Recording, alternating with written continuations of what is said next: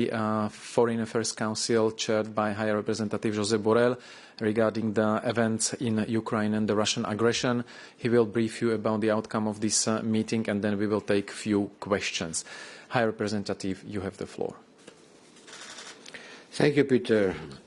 Thank you to all of you for following this press conference.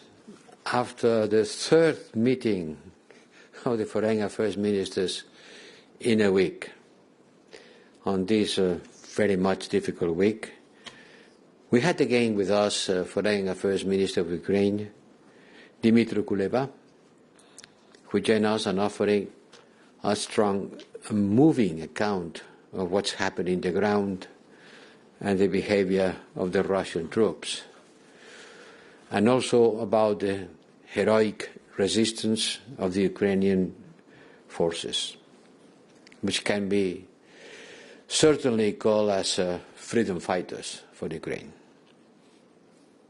Kuleba joined us via VTC from Ukraine, where he is busy defending his country, and despite his high spirit, he certainly drew a dire picture of the situation in the ground. Civilian targets has been hit, putting innocent people at risk of their lives.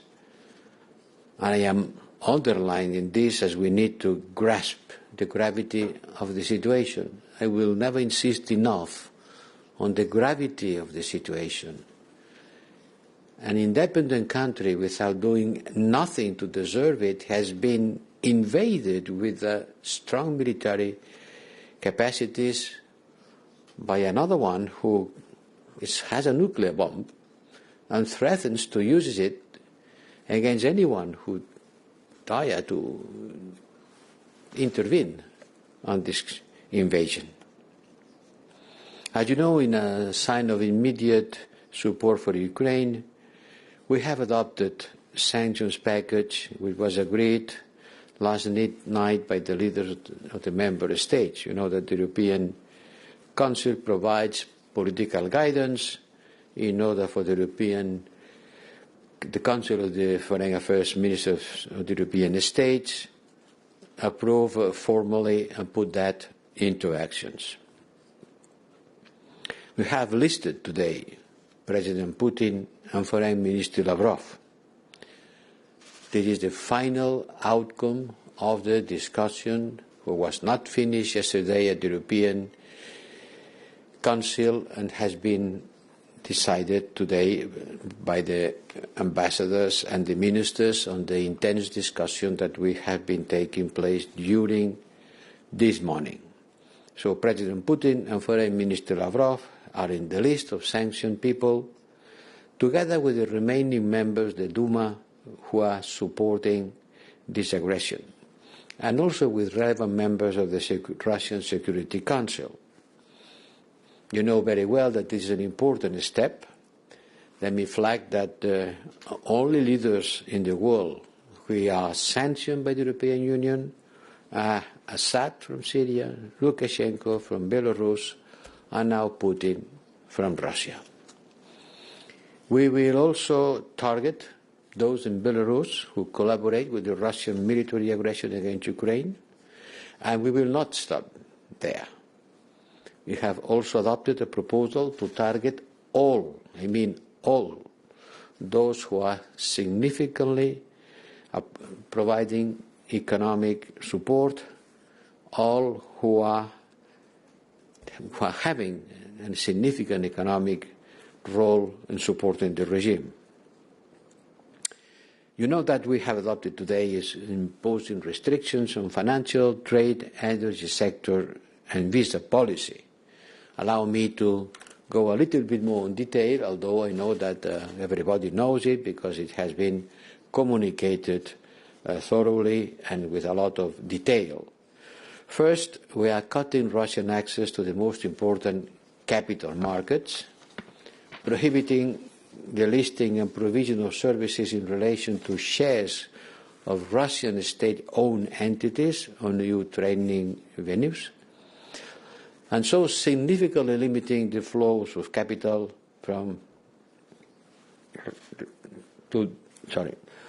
significantly limiting the financial inflows from Russia to the EU. These sanctions will target 70% of the Russian banking system and key state-owned companies, including on the field of defense. They will increase Russia's borrowing cost. Increasing costs, financial costs, means increasing inflation and gradually eroding Russian industrial base and attracting less foreign direct investment. I want to stress that we are not targeting Russian people. Many of them spoke against the senseless war, and I want to salute their courage, the courage of the people that in 58 Russian cities have been demonstrating against the war. And we certainly make the difference between Kremlin and Russia. Putin is not the Russian people. We also agreed to intensify our diplomatic efforts to ensure the widest possible international condemnation of Russia. We need to hold Russia accountable internationally. This requires a diplomatic effort to explain to everybody what's going on, what Russia has been doing, and why we ask for the Russian condemnation at the United Nations. We already summoned Russian ambassadors to the European Union and in member states, and all our delegations and embassies has been instructed in order to work actively to explain to partner countries the danger of Putin's aggressive behavior. It's not just a problem of Ukraine, it's not just a problem of the European Union, it's a problem of the international community. And Russia needs to see that this is going to be isolated from the international community. We are mobilizing support for the vote in the United Nations Security Council this evening. We know that Russia will veto this proposal, but then it will go to the General Assembly. And there we will have the temperature, we'll see how many people support this condemnation of the aggressive attitude of Russia. To prepare this process, I've been spoken with the foreign ministers of China, India and others to explain them that it is not about Ukraine, it is about the respect for international rules and United Nations Charter. Putin launched a war against a neighbor during an emergency session of the United Nations Security Council in Ukraine. It shows the respect that Russia has for these institutions. And now they are attacking verbally. Even Secretary General, the United Nations Secretary General, is being attacked by Russia for speaking up in favor of peace and respect of international rules. This is about the United Nations. Follow on the next days the result of the vote, both at the Security Council this evening and in the General Assembly later. But apart from the United Nations, we are seeing the first reactions. The first one, I welcome very much that the Council of Europe, the Council of Ministers, adopted the decision to suspend Russian rights of representation in the organization.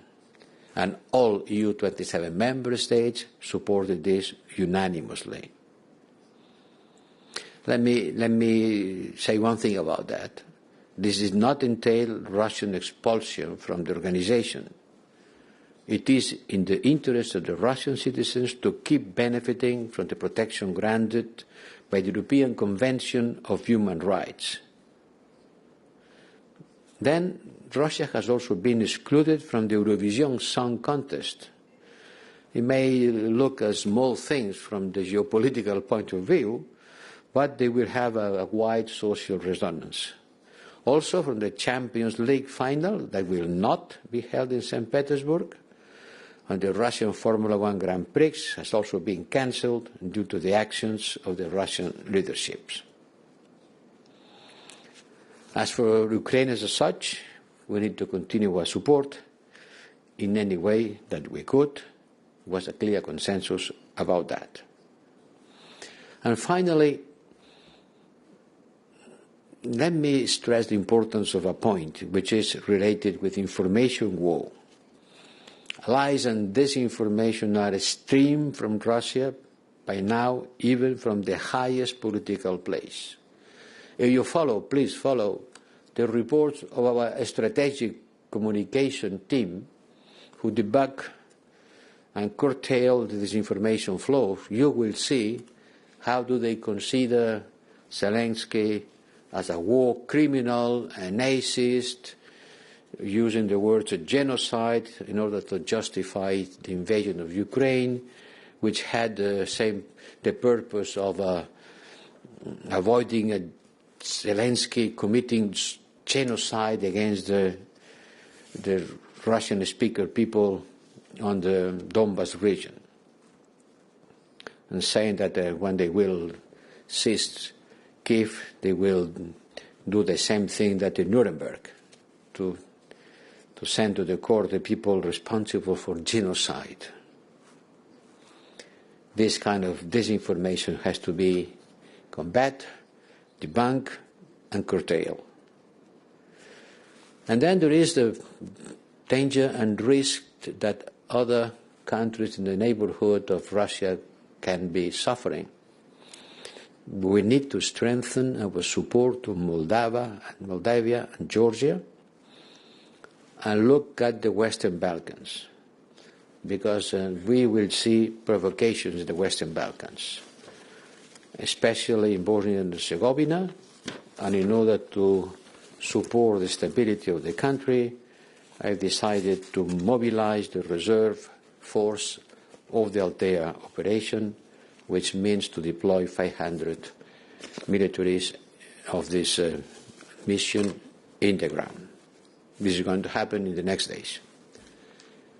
And that's it, more or less, what I wanted to tell you about this important meeting with the Foreign Affairs Council, where, according with the treaty, has been taken the decision about sanctions on Russia. Thank you very much, High Representative. Colleagues, I only complete that the work of our experts fighting disinformation is published regularly on the website eu-disinfo.eu. So we take the questions first from the room. Please use the microphone. Thank you very much. Marco Bresolin from La Stampa, on your left. Do you know what kind of assets do Mr. Putin and Mr. Lavrov have in Europe? I mean, is this only a symbolic measure, or there are also some concrete effects of your decision? And if I may, a second quick question. You are talking about a third package of sanctions. It was mentioned by President Michel and several ministers. But the second package was adopted and discussed last night by the leaders. Does it mean that you don't consider it strong enough if you feel the need of a third package?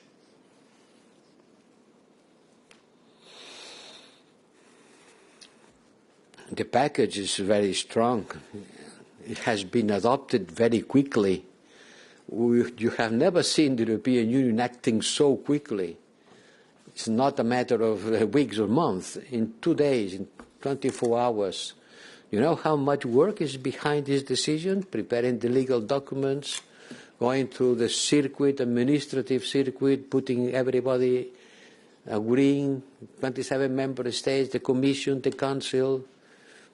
There's a lot of work. It has been done very quickly. The package is complete, strong, but maybe there is something else. SWIFT is something that has not been included on the table because it was not mature enough, the discussion, but nothing is off the table. Maybe it can be adopted in the following days. It will depend. And we are exploring all possibilities, and they will be adopted depending on the Russian behavior and depending also on the possibility of taking more restrictive measures. But the possibility of taking more should not weaken the importance of what we have done. You are always asking for more. Please pay attention to what is this package. It's a very complete package done in agreement, in coordination with the US and UK. They don't have more elements in their package than we have in ours, no? Okay, thank you. We take a question from the colleagues connected. About the assets of, believe me, I am not in the secret of Mr. Lavrov and Mr. Putin wealth, and it's not my duty. There are people who will take care of that. Okay, thank you. So we go to colleagues connected remotely. I've seen the first one was Lawrence Norman. Lawrence, your microphone is open by now. You can ask your question. I mean, your mic is open. I see that it's open, but we don't hear you. We don't have audio.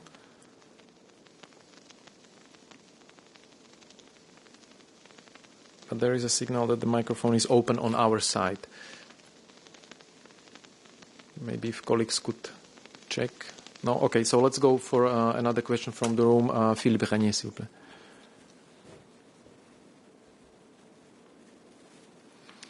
Merci. Je suis ici, Monsieur le représentant. Philippe Régnier, Journal Le Soir.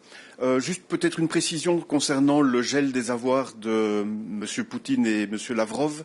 Une précision simplement. Est-ce que des pays en dehors de l'Union européenne s'associent à cette décision et donc étendraient la juridiction de la saisie de leurs avoirs à leur territoire? Ça, c'est une première question.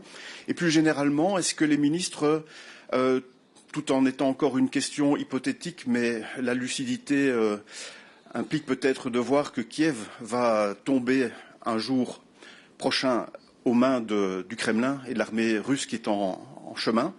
Est-ce que les ministres envisagent cette possibilité de se retrouver à très brève échéance avec une Ukraine que l'on tente d'aider, mais qui ne sera plus l'Ukraine dirigée par ces gouvernements pro-européens, mais avec un pouvoir aux ordres du Kremlin? Merci beaucoup. Si c'était le cas, évidemment, tout serait à revoir. Mais pour l'instant encore, les Ukrainiens résistent. C'est évident que la dimension, la portée de l'attaque russe à Ukraine n'a pas l'ambition d'occuper une petite partie de ce qui reste du Donbass. L'attaque, c'est une attaque massive à tout le pays, par le nord, par le sud, par l'est. Le but, c'est d'occuper Kiev, c'est clair, de mettre en place, s'ils le peuvent, un gouvernement à ses ordres. Si ça c'était le cas, évidemment, on serait dans un autre monde et tout ce qu'on essaye de faire maintenant pour aider le gouvernement ukrainien, ça n'aurait pas de sens. Mais on n'est pas encore là, on n'est pas là. Le ministre Kuleba nous a expliqué la volonté de résistance du peuple et de l'armée ukrainienne. Et ce ne serait pas moi qui va spéculer sur des événements qui ne se sont pas encore produits et que j'espère qu'ils ne se produiront pas. Et c'est pour ça qu'on essaie, à travers les sanctions, de faire pression sur la Russie, tout en sachant que, comme tout le monde le sait, ces sanctions n'ont pas un effet immédiat. Okay, thank you. We try one more time, Lawrence, to make sure that we give you a chance. Thanks. Yeah. Thank you. Can you hear me? Yes, we can. Great, thank you. Sorry about that. Hi, Rep, 2 questions. Will there definitely be a third package of sanctions? And if so, what will be the trigger? What would be the trigger for a third package? And secondly, are there oligarchs on the list of sanctions that has been approved today? And if so, how many? Thank you.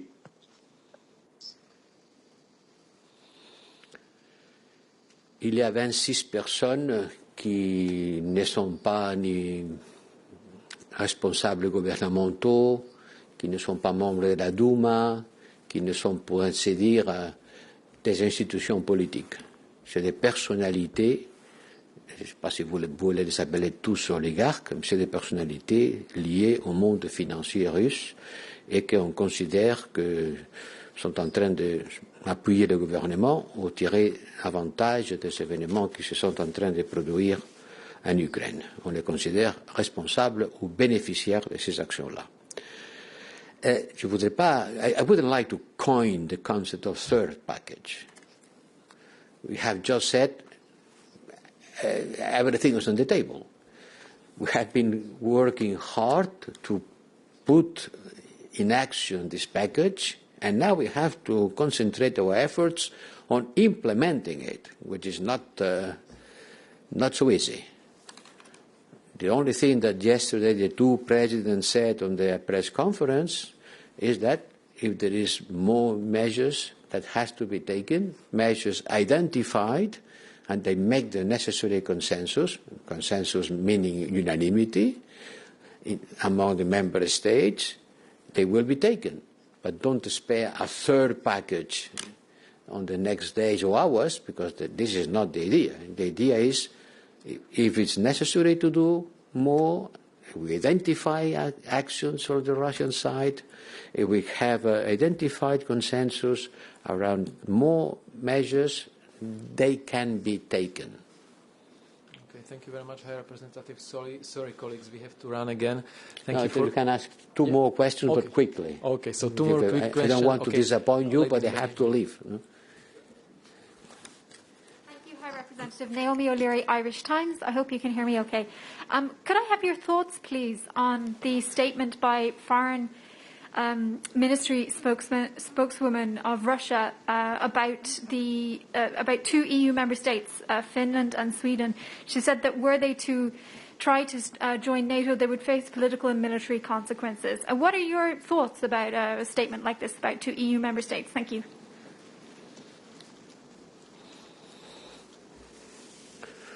Je ne commente pas les commentaires de la porte-parole du ministère russe. J'ai d'autres choses à faire. Et en tout cas, je peux vous dire ce qu'on dit toujours. Nous considérons que tous les États sont libres de choisir sa politique extérieure et sa politique d'alliance. Merci, thank you very much. And then the last question now finally from Raf Kassert, who is connected online. Raf, your microphone is open now.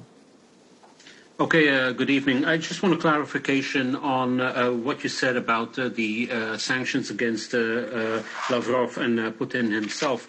I mean, this has been quite a big point of discussion today, and I just want to know whether you can tell me, are you sure that these specific sanctions will hurt them personally? Comme à tout le monde, ces sanctions-là sont les mêmes qu'on applique au reste des sanctionnés, c'est-à-dire le gel de ses avoirs.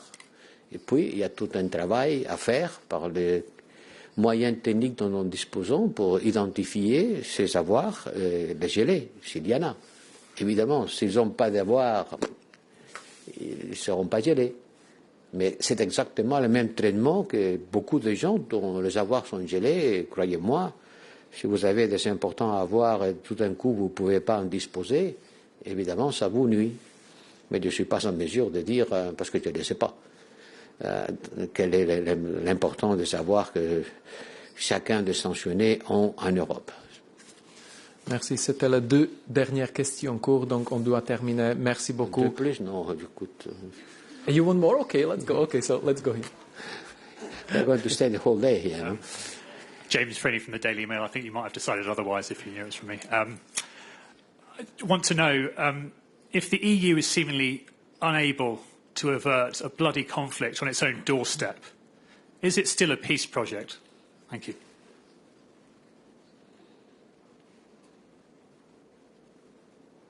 Pourquoi est-ce que l'Union ne serait pas considérée comme un projet de paix?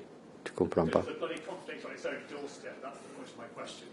Being unable to avert the loss of life on Europe's own borders, that's the point of my question.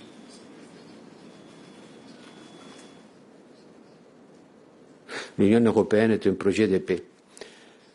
Elle est fondée sur la paix.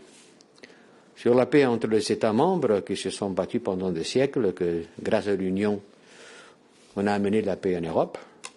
Et ce que nous faisons dans le monde, c'est appuyer la paix. Nous sommes le contraire de la guerre. Nous sommes le contraire de chercher des solutions aux problèmes interétatiques à travers de la violence. Do you think